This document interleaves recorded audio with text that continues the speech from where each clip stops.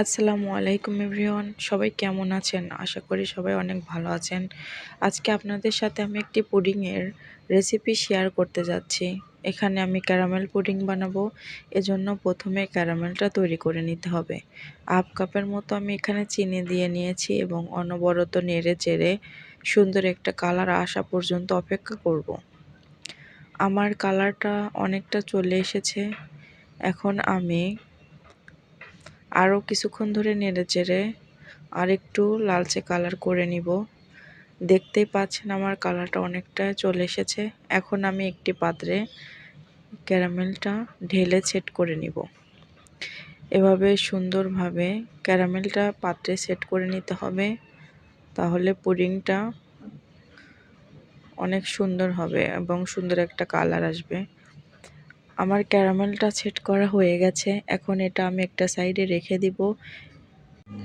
এখন আমি পুডিং বানানোর জন্য একটি বাটিতে প্রথমে 3টি ডিম ভেঙে নিচ্ছি। আমার ডিমগুলো ভাঙা হয়ে গেছে। এখন আমি এখানে 2 টেবিল চামচের মতো চিনি অ্যাড করে দিচ্ছি এবং 1 টেবিল চামচের মতো গুঁড়া দুধও অ্যাড করে দিলাম।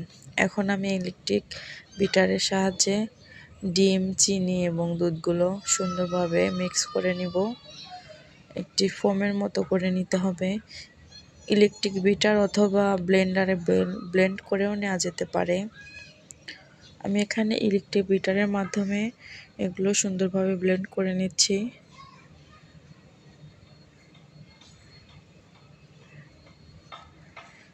ডিম, চিনি এবং দুধগুলো সুন্দরভাবে ব্লেন্ড করে নেওয়ার চেষ্টা করবেন, তাহলে পুডিংটা অনেক স্মুথ হবে এবং ভালো হবে। আমার ব্লেন্ড করা হয়ে গেছে। এখন আমি এখানে কেক দিয়ে নিচ্ছি। এখানে আমি 2টা কেক দিয়ে নিব। কেকগুলো দিয়েও সুন্দরভাবে এগুলোর সাথে মিক্স করে নিব। মিক্স করা আমার হয়ে গেছে। এখন আমি এগুলা একটি বাটিতে ঢেলে নিচ্ছি। এগুলা ভালোভাবে মিক্স করা হয়ে গেলে এখন আমি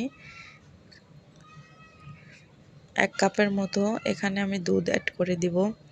আমি আগে থেকে জাল দিয়ে দুধটা ঠান্ডা করে নিয়েছি।